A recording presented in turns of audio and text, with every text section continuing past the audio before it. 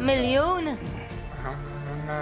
500 28,000 367 euro.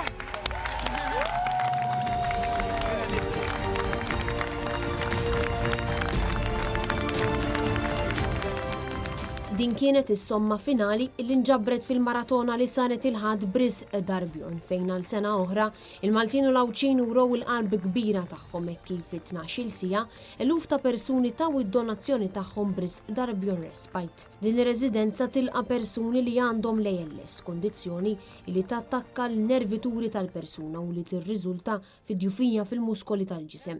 Huwa għalhekk li persuni bl-ALS ikollhom bżonn ħafna għajnuna u apparat sabiex ikunu jistgħu jgħixu l-ħajja ta' kuljum.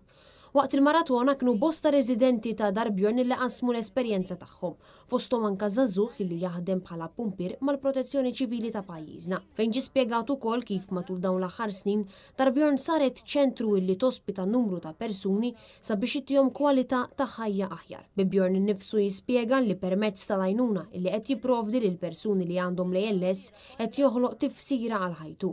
Tifsira illi qed tiġi trasferita wkoll lil mijiet ta' pazjenti u residenti li jgħixu b'kundizzjonijiet neuroloġiċi.